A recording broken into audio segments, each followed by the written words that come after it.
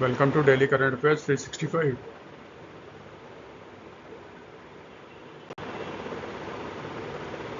आज के वीडियो में न्यूज़ जो कवर हुआ है, इलेक्शन कमीशन ऑफ इंडिया ने चेंजेस किए हैं ईवीएम बैलेट पेपर में। फिर आर्म फोर्सेस ने डिसाइड किया है कि वो joint tri service education corps बनाएंगे, जिसमें आर्मी, नेवी, एयरफोर्स तीनों के एजुकेशन जो विंग है एक साथ इकट्ठे होंगे। सुप्रीम कोर्ट ने एक स्पेशल इन्वेस्टिगेशन टीम बनाया था और उस टीम के रिपोर्ट के बाद सुप्रीम कोर्ट ने अंबानी की जो Vantara wild life rescue and rehabilitation centre है उसको क्लीन चिट दे दिया है। यूनाइटेड नेशंस की फूड एंड एग्रीकल्चर ऑर्गेनाइजेशन ने डिपार्टमेंट ऑफ फिशरीज के साथ एक एग्रीमेंट किया है, जिससे कि भारत में जो ब्लू पोर्ट इंफ्रास्ट्रक्चर है उसको और मजबूत किया जा सके। फिर प्रधानमंत्री मत्स्य संपदा योजना के बारे में थोड़ा सा जानेंगे। एनटीपीसी आपका एक न्यूक्लियर पावर प्लांट सेटअप करेगा बांसवाड़ा में। निर्मला सीतारमन के अनुसार जो जीएसटी में अभी गवर्नमेंट ने रिफॉर्म किया है, उससे इकॉनमी में 2 लाख करोड़ रुपीस का इन्फ्यूजन हुआ है, लिक्विडिटी बढ़ी है। फिर आरबीआई ने सेटअप किया है एडवाइजरी ग्रुप ऑन रेगुलेशन, ठीक है।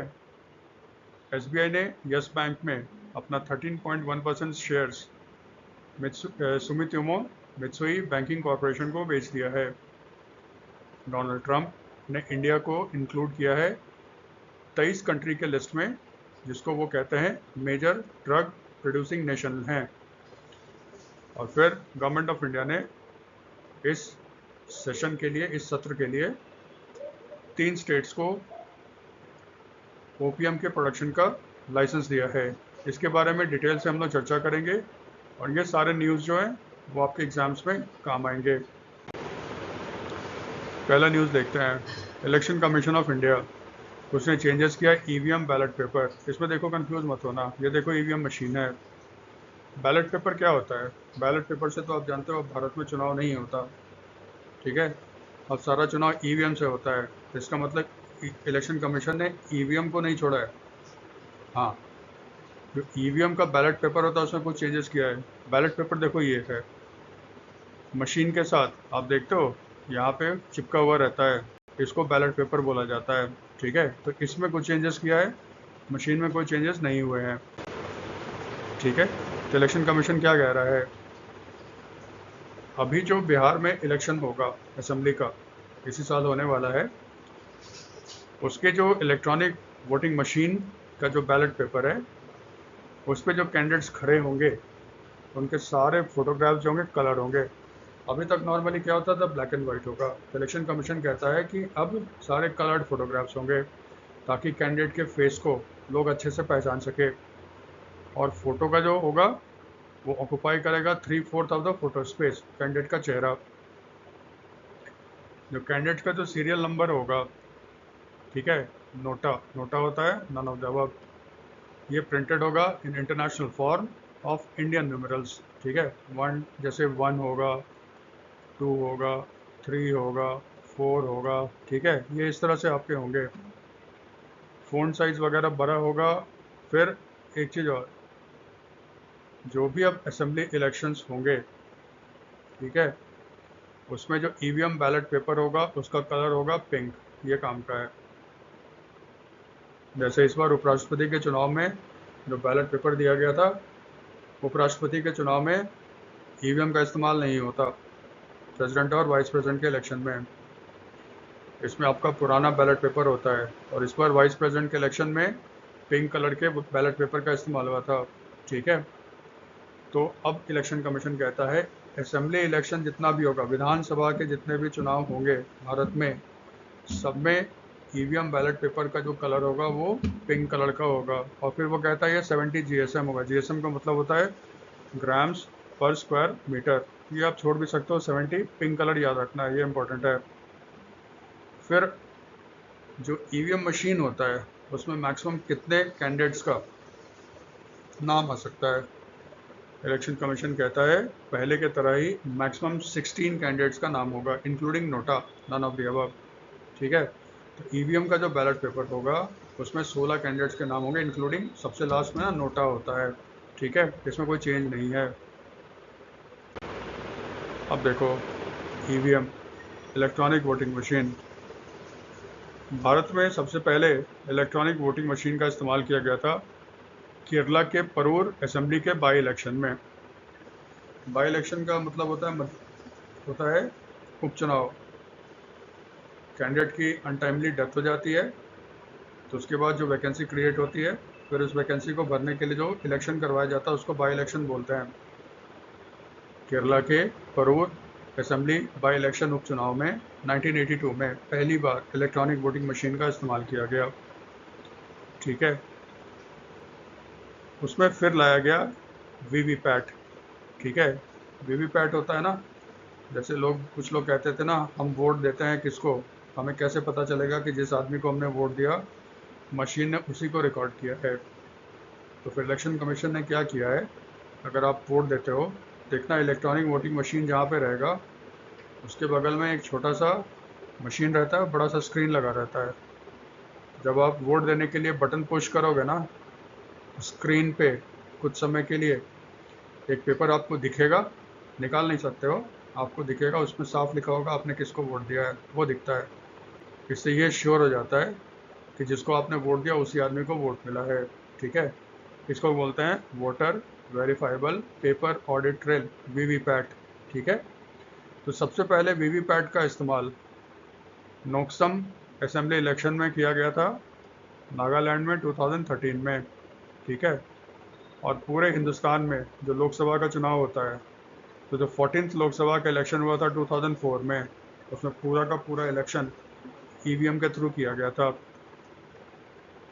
ईवीएम का जो मशीन है वो पूरी तरह से इंडिया में डेवलप हुआ है और इसकी टेक्नोलॉजी भी इंडियन है। इसको 2 कंपनी मैन्युफैक्चर करता है, भारत इलेक्ट्रॉनिक्स लिमिटेड जो मिनिस्ट्री ऑफ डिफेंस के अंदर आता है, और एक है electronics corporation of India limited जो डिपार्टमेंट ऑफ एटॉमिक एनर्जी के अंदर आता है, ठीक है। फिर एक ईवीएम मशीन में कितने वोट रिकॉर्ड किए जा सकते हैं, इलेक्शन कमीशन कहता है 2000 वोट्स। ये सारा इलेक्शन कमीशन के वेबसाइट से डेटा लिया गया है, ठीक है।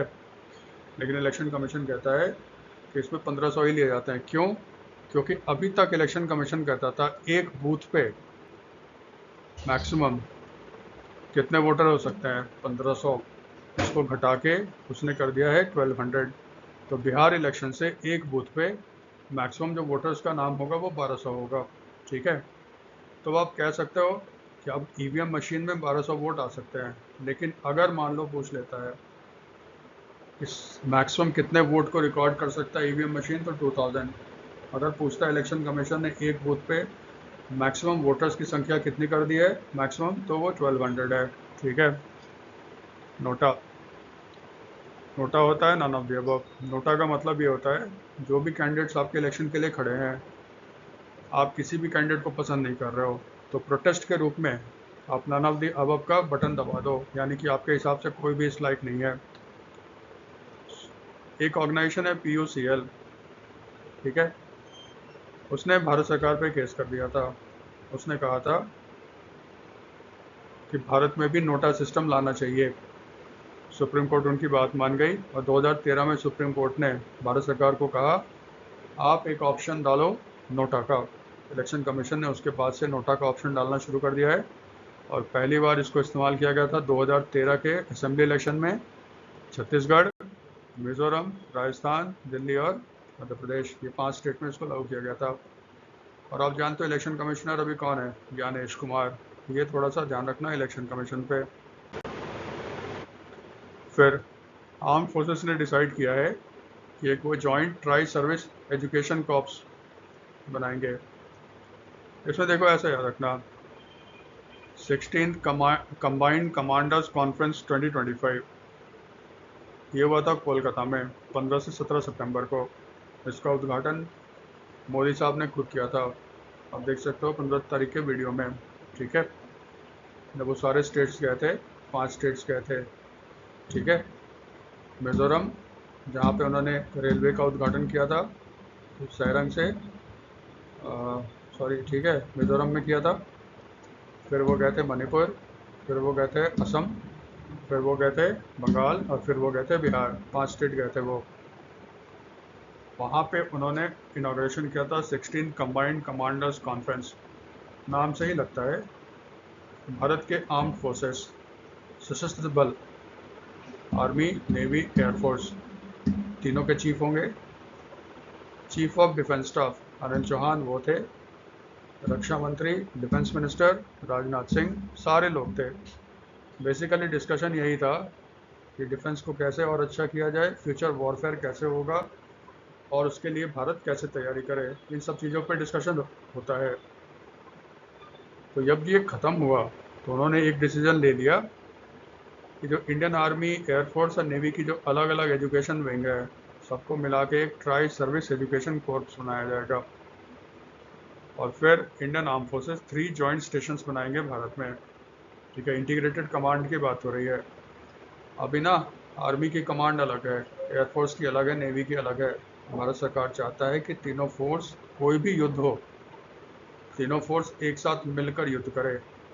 तो इसका मतलब तीनों में सिनर्जी होनी चाहिए ना, कोऑर्डिनेशन होना चाहिए। इसीलिए भारत सरकार कोशिश कर रहा है इंटीग्रेटेड थिएटर कमांड बनाने का, जिसमें तीनों इकट्ठे हो। ये सब वही स्टेप्स है। और ऑपरेशन सिंदूर में ये तीनों सेनाओं ने मिलकर ऑपरेशन किया था। ठीक है, इसीलिए उन्होंने डिसाइड किया कि हम लोग देश में 3 जॉइंट स्टेशंस बनाएंगे। कहाँ पे बनेगा ये अभी डिसाइड उन्होंने नहीं किया है, सॉरी, कहाँ पे बनेगा ये नाम उन्होंने डिस्क्लोज नहीं किया है। ठीक है, और थोड़ा सा 16 कमांडर्स कॉन्फ्रेंस, उसका थीम क्या था? Year of reform, transforming for the future. याद रखिएगा, 2025 को ministry of defence year of reforms के रूप में मना रहा है। ठीक है, जो कंबाइंड कमांडर्स कॉन्फ्रेंस होता है वो हमेशा याद रखना 2-2 साल पे आयोजित किया जाता है। ठीक है, नेक्स्ट, सुप्रीम कोर्ट ने अंबानी के वंतारा को क्लीन चिट दे दिया। देखो, जू है, बहुत जगह जू लिखा रहता है ये, लेकिन ना इंडिया का largest animal rescue and rehabilitation centre है। यानी कि जानवर, जो जंगली जानवर हैं उनको रेस्क्यू किया जाता है और फिर यहाँ पे उनको उसी के तरह एक प्राकृतिक माहौल में रखने की कोशिश की जाती है। लेकिन ये कंट्रोवर्शियल है। ठीक है, देखो क्या है कंट्रोवर्शियल। ये था, जो वंतारा में अंबानी का जो रेस्क्यू सेंटर है, वो कह रहे थे वाइल्ड लाइफ एक्ट के खिलाफ है और भारत के जो वाइल्ड लाइफ एक्ट के प्रोविजंस है उसके हिसाब से ये काम नहीं कर रहा था। सुप्रीम कोर्ट में PIL हुआ। सुप्रीम कोर्ट ने क्या किया, इन सभी की जांच करने के लिए एक SIT बनाया, स्पेशल इन्वेस्टिगेशन टीम। फिर उसने अपना रिपोर्ट दिया, सुप्रीम कोर्ट ने उसकी बात मान ली और उसने कुछ इंस्ट्रक्शंस दिए और कहा कि आज के बाद ये केस रफा दफा हो गया और अंबानी का वंतारा जैसा है चलता रहेगा। ठीक है, यही कहानी है। अब एग्ज़ाम के हिसाब से देखो, भारत की सबसे बड़ी प्राइवेट कंपनी है रिलायंस इंडस्ट्रीज लिमिटेड, मुकेश अंबानी की। उसने दान पुण्य करने के लिए या फिलांथ्रोपी करने के लिए बनाया है रिलायंस फाउंडेशन। रिलायंस फाउंडेशन दान पुण्य करता है और इसकी हेड जो है वो नीता अंबानी है, मुकेश अंबानी की wife. Greens zoological rescue and rehabilitation centre उसने इस्टेब्लिश किया है। ये इस्टेब्लिश किया है कहाँ पे? वंतारा। वंतारा कहाँ है? जामनगर, गुजरात में। ठीक है, तो ऑफिशियल नेम इसका है green zoological rescue and rehabilitation centre. ठीक है, फेमस है वंतारा वंतारा के नाम से। वंतारा एक जगह का नाम है जो जामनगर, गुजरात में है और इसका उद्घाटन प्रधानमंत्री मोदी साहब ने खुद किया था। ठीक है, अब देखो यहाँ पे क्या है, थोड़ा सा वंतारा के SIT पे। जो SIT बना था उसके जो चेयरमैन है सुप्रीम कोर्ट के फॉर्मर जज जस्ती चलमेश्वर। देखो याद रखना, इस तरह का जो कमेटी कमीशन बनेगा या SIT बनेगा, स्पेशली जो सुप्रीम कोर्ट वगैरह बनाता है, थोड़ा याद रखना। तो आपसे पूछ सकता है वंतारा पे जो SIT बना था उसके चेयरमैन कौन थे? फॉर्मर सुप्रीम कोर्ट जज जस्टी चेलमेश्वर। बाकी का नाम आप स्किप कर सकते हो, जैसे ये सब याद ना भी करो तो चलेगा। दूसरे मेंबर कौन थे? जस्टिस राघवेंद्र चौहान, जो उत्तराखंड और तेलंगाना के हाई कोर्ट के चीफ जस्टिस थे। फिर मुंबई पुलिस कमिश्नर हेमंत नागरेले और additional custom commissioner Anish Gupta. लेकिन याद ये रखना है जस्टिस चेलमेश्वर, ये याद रखिएगा। फिर ठीक है, ये याद रखना वनतारा जो है ना, ये 300 एकड़ पे फैला हुआ है। और ये कहाँ पे है? रिलायंस इंडस्ट्रीज का एक ऑयल रिफाइनरी कॉम्प्लेक्स है जामनगर में। देखो, दुनिया का सबसे बड़ा single location integrated refinery, oil refinery Jamnagar में है रिलायंस इंडस्ट्रीज वालों का। ठीक है, ये दुनिया का सबसे बड़ा रिफाइनरी एक जगह पे स्थित। उसी रिफाइनरी के अंदर 300 एकड़ लैंड में ये आपका वनतारा बना है, रिलायंस वालों ने बना रखा है। ठीक है,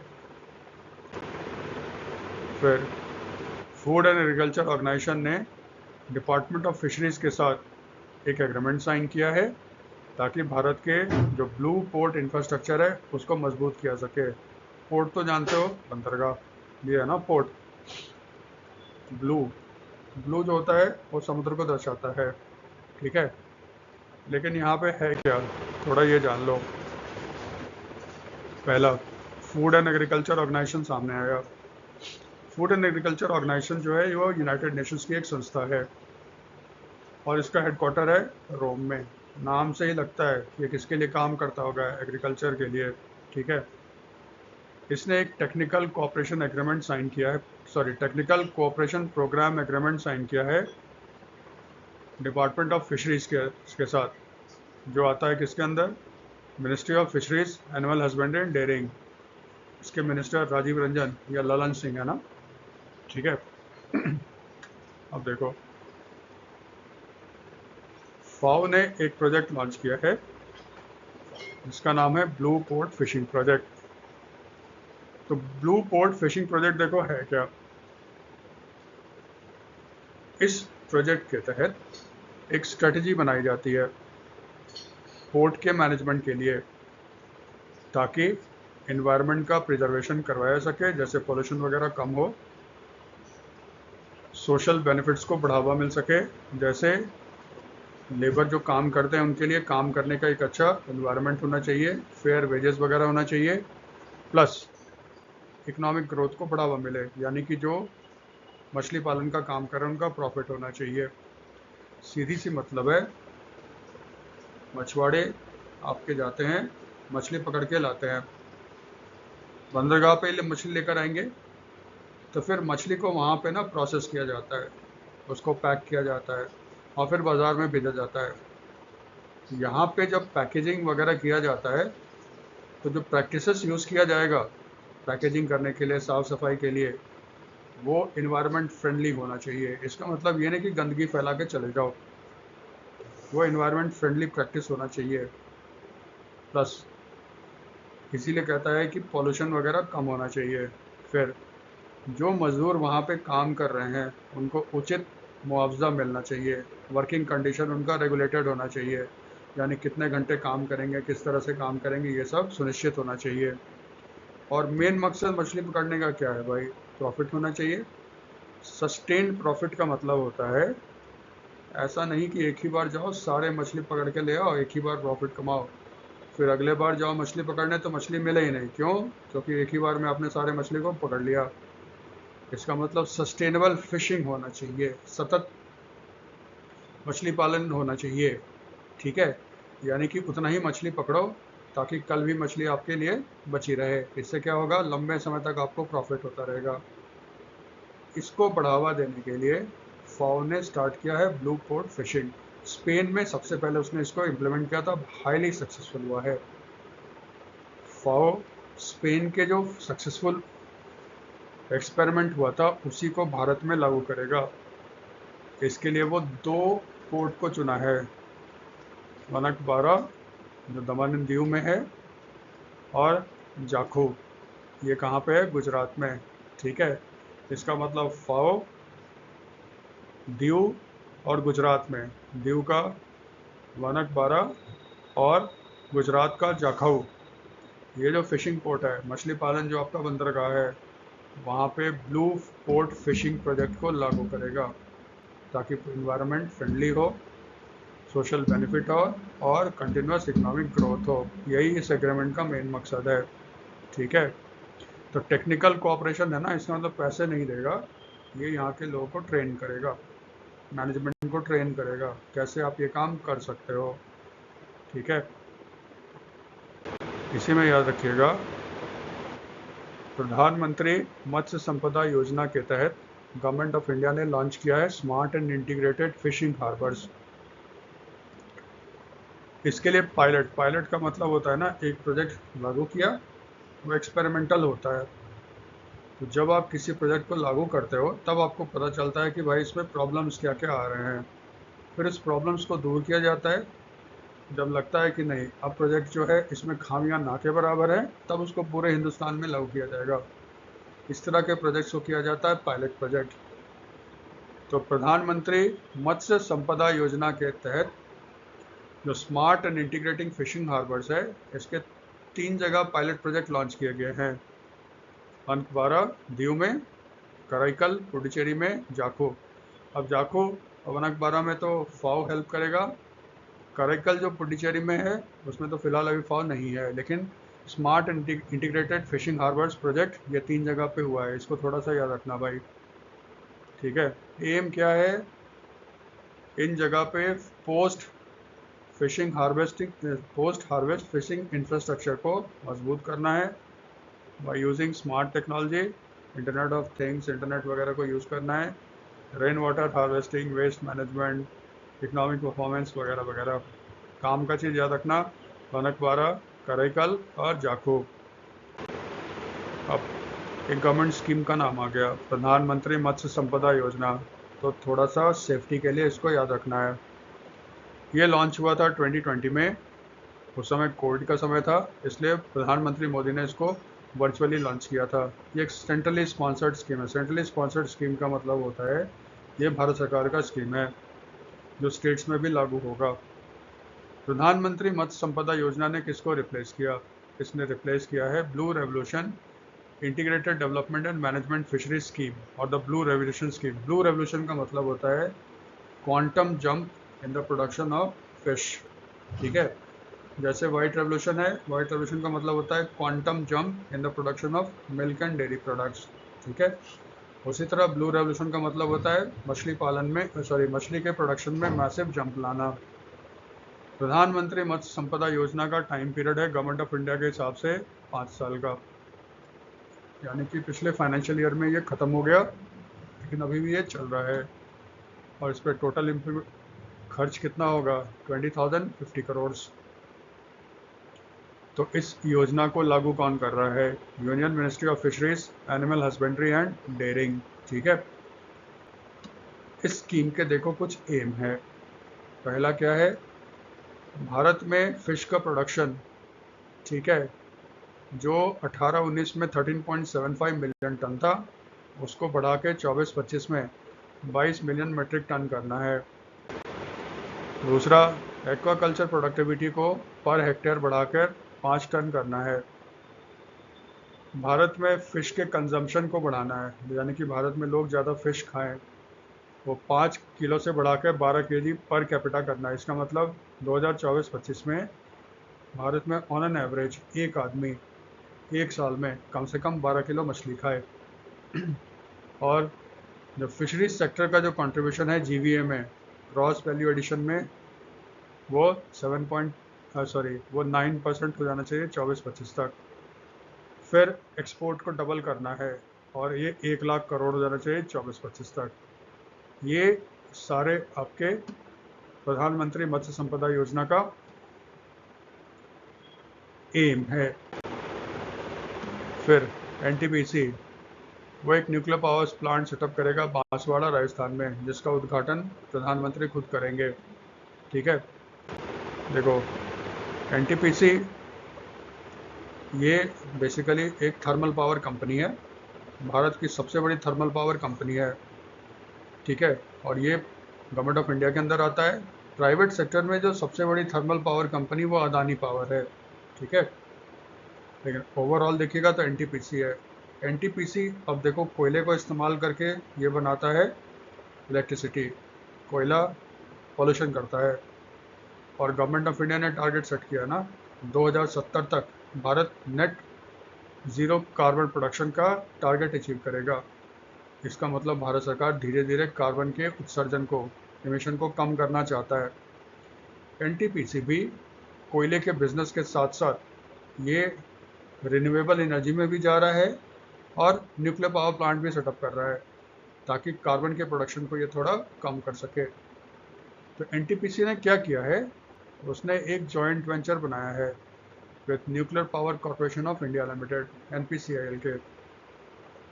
भारत में जितने भी न्यूक्लियर पावर अभी है ना पावर प्लांट्स 25 के करीब हैं, वो सारे के सारे nuclear power corporation of India limited जो है वो करता है उसको संचालित। तो उसके साथ एनटीपीसी ने एक जॉइंट वेंचर इस्टेब्लिश किया है। दोनों मिलकर बांसवाड़ा राजस्थान में 2800 मेगावाट का एक न्यूक्लियर पावर प्लांट सेटअप करेंगे। इसमें बेसिकली 4 प्लांट सेटअप होंगे, pressurised heavy water reactors PHWR, और एक रिएक्टर होगा 700 मेगावाट का। अब ये देखो है ये PHWR, ये ना फुल फॉर्म पूछता है।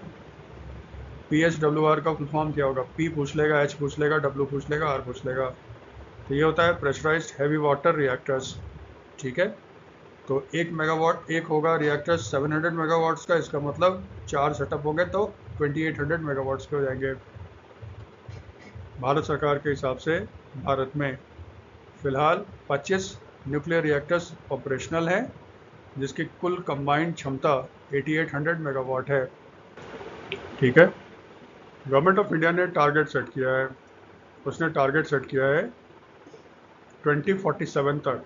देखो गवर्नमेंट ने टारगेट सेट किया है कि 2047 तक इंडिया एक विकसित राष्ट्र बन जाए, डेवलप कंट्रीज। तो इसके लिए पावर चाहिए।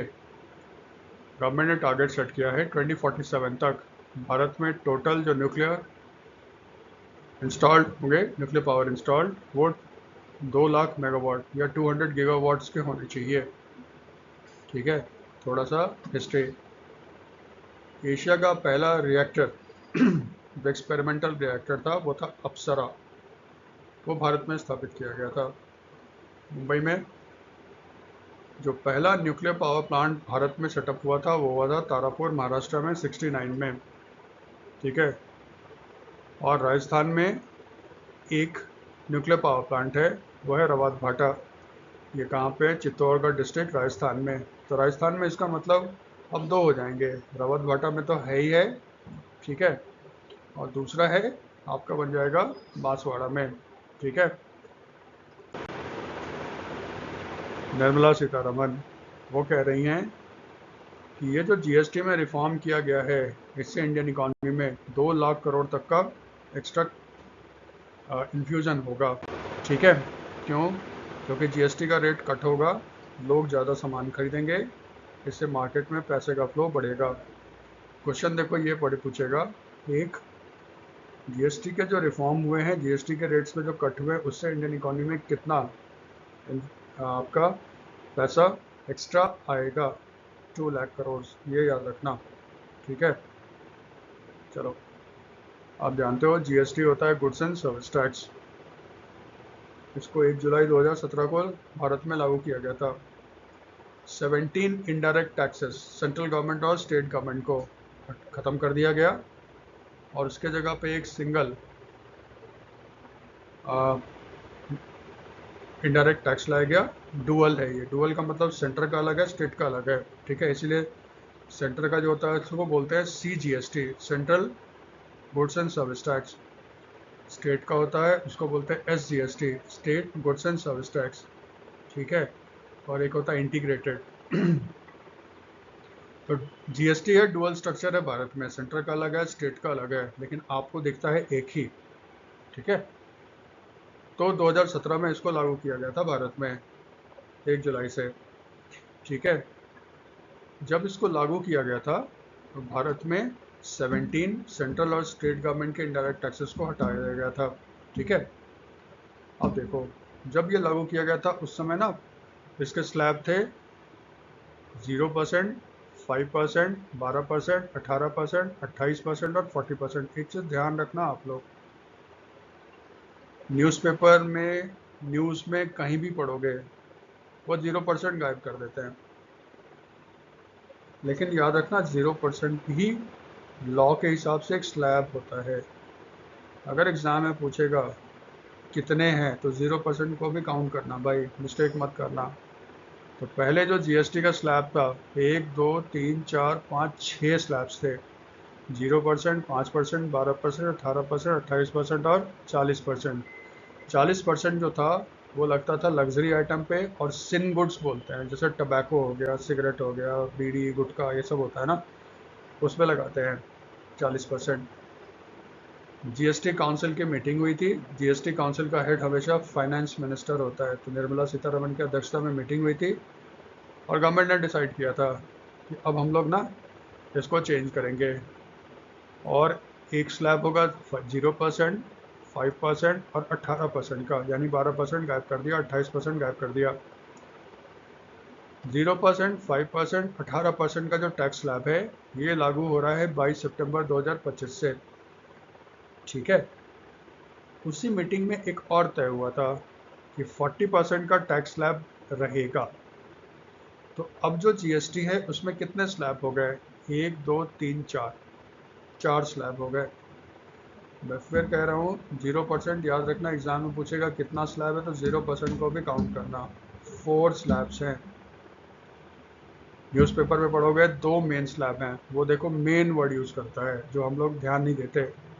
मेन तो 5%, 18% ही है ना, लेकिन एग्जाम के हिसाब से स्लैब 4 है, 0%, 5%, 18%, 40%।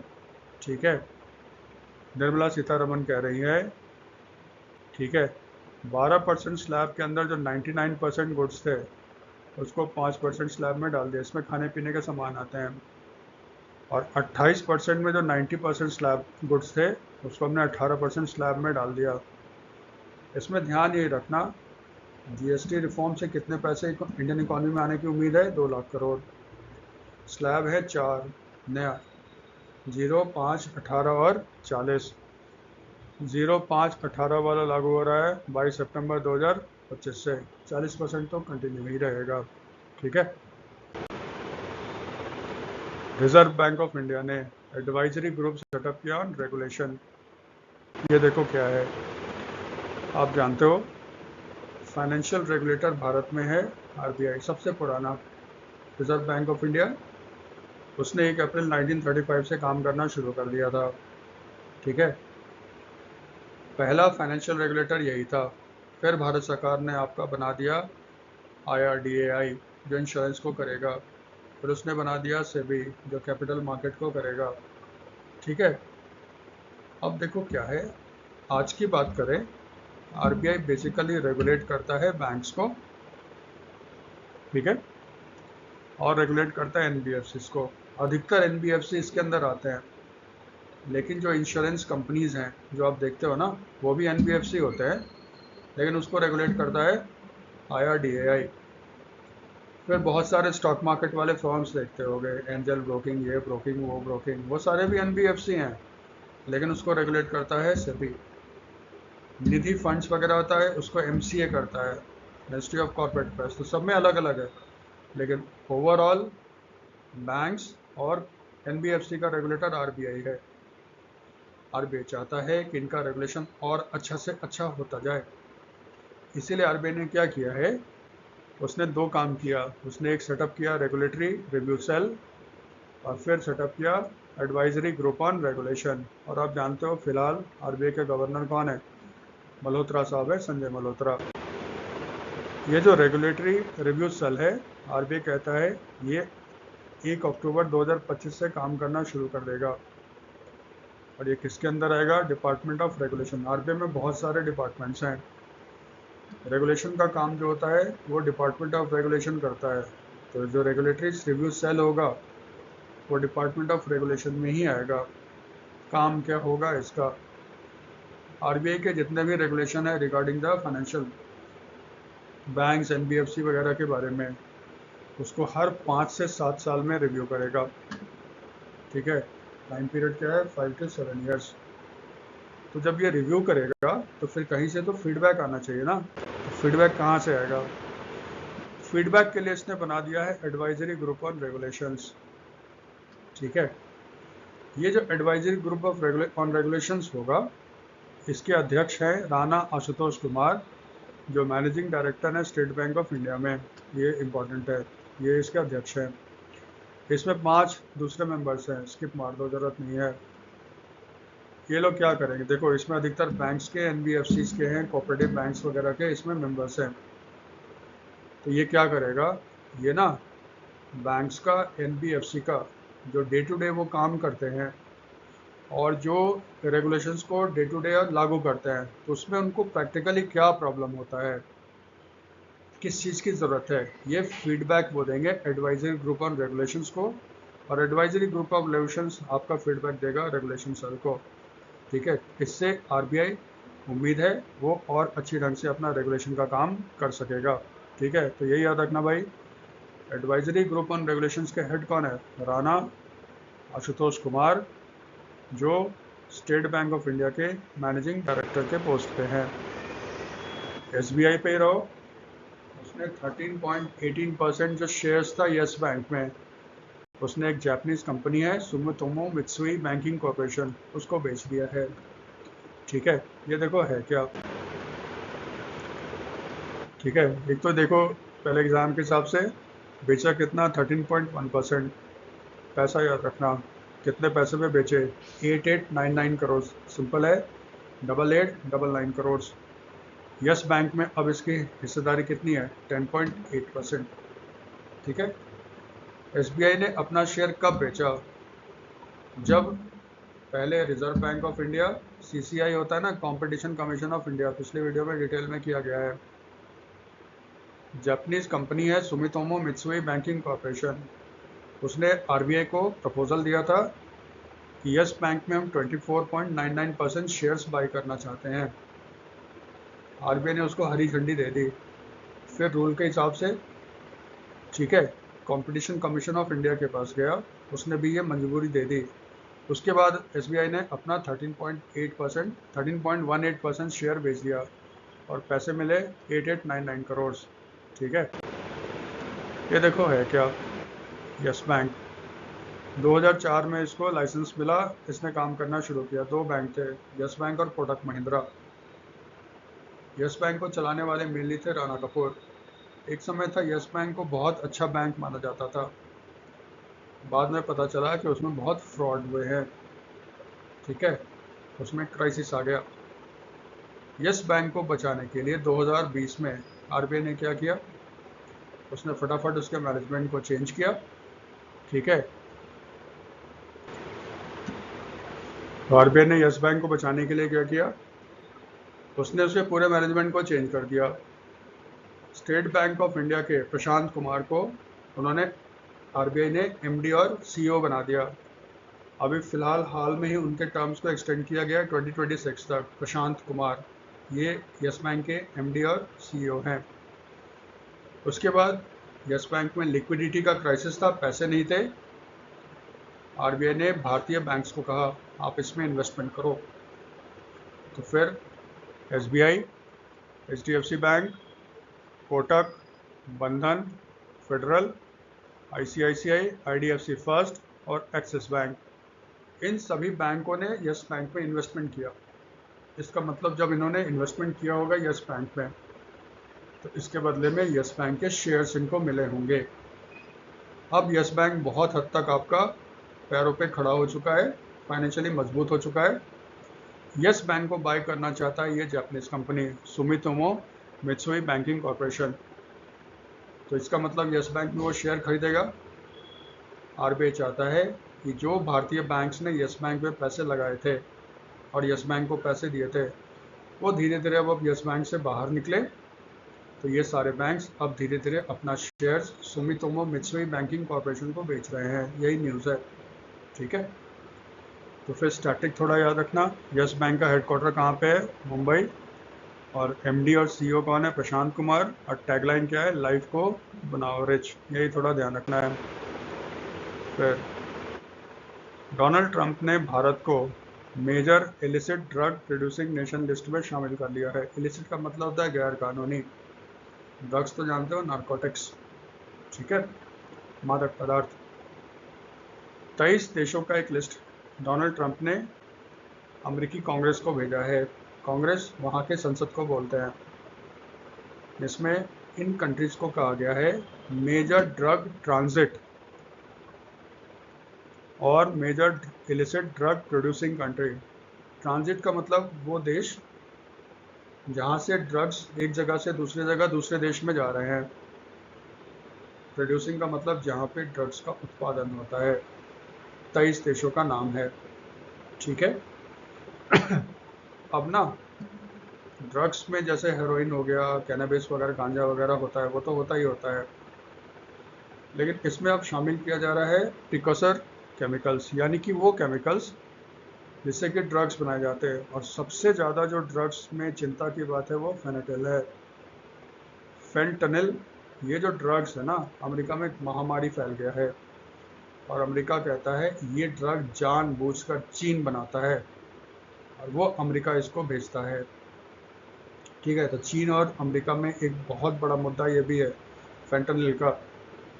तो डोनाल्ड ट्रंप ने ये 23 देशों का लिस्ट बनाया, भारत भी उसमें शामिल है।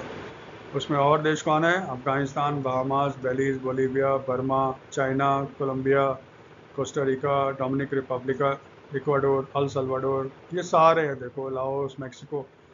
भारत को इसमें शामिल किया गया ना, इसका मतलब ये मत समझना कि भारत को वो कह रहा है कि एक बहुत बड़ा ड्रग प्रोड्यूसिंग कंट्री है। नहीं नहीं नहीं, भारत ड्रग प्रोड्यूसिंग कंट्री नहीं है। हाँ, जो फेंटानिल है उसका जो केमिकल्स है वो भारत में बनता है, लेकिन भारत अमेरिका के साथ सहयोग कर रहा है। और एफबीआई का जो डायरेक्टर है काश पटेल, वो खुद कहते हैं, ऑन रिकॉर्ड है, इंडिया हमें इसमें बहुत मदद कर रहा है। इंडिया को शामिल करने का मतलब ये है, इंडिया एक मेजर ट्रांजिट पॉइंट है, ठीक है, इसलिए भारत को इसमें शामिल किया गया। इसका मतलब ये नहीं कि भारत अमेरिका के साथ संबंध खराब हो गए, ऐसा नहीं है। ये जो प्रोपेगेंडा है ना, वो उस पर मत आओ, ठीक है। देखो ऐसा क्यों है, क्योंकि भारत जो है ना, वर्ल्ड के दो, एशिया में जो मेजर ड्रग प्रोड्यूसिंग एरिया है, गोल्डन ट्रायंगल और गोल्डन क्रेसेंट, इसके बीच में पड़ता है, इसीलिए ट्रांजिट रूट है। गोल्डन क्रेसेंट, क्रेसेंट का मतलब होता है चांद तारा, ठीक है, इसका मतलब मुस्लिम्स हैं। ये देखो पाकिस्तान, अफगानिस्तान, ईरान, ये जो बॉर्डर एरिया है ना, पाकिस्तान, अफगानिस्तान, ईरान का, ये एक मेजर ड्रग, पॉपी, ठीक है, ओपियम या अफीम की खेती जम के होती है। जब अफगानिस्तान में युद्ध शुरू हुआ था, ठीक है, पहले से तालिबान वगैरह ये सब जो थे ना, या मुजाहिदीन सब, ये बाकायदा ओपियम की खेती करवाते थे, उसको बेचते थे, पैसा लाते थे, और फिर पहले सोवियत यूनियन के साथ लड़ते थे, फिर बाद में नजीबुल्ला के गवर्नमेंट के साथ, फिर बाद में आपका ये सब जो था ना, हामिद करजाई वगैरह गवर्नमेंट के साथ लड़ते थे। ईरान का भी जो बॉर्डर एरिया है विद अफगानिस्तान प्लस पाकिस्तान का जो एरिया है, ये है गोल्डन क्रेसेंट एरिया। जब गोल्डन क्रेसेंट बोलते हैं तो उसमें अफगानिस्तान, ईरान और पाकिस्तान आता है।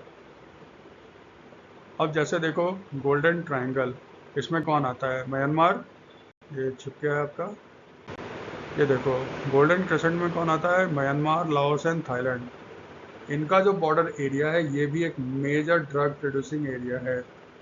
म्यांमार में तो कहो सरकार है ही नहीं, वहाँ पे तो जम के खेती होती है इसकी, ताकि जितने सारे रेबल ग्रुप हैं ना वहाँ पे, वो सारे इसी से अपना आर्म्स अम्यूनिशन खरीदते हैं। भारत देखो बीच में पड़ता है।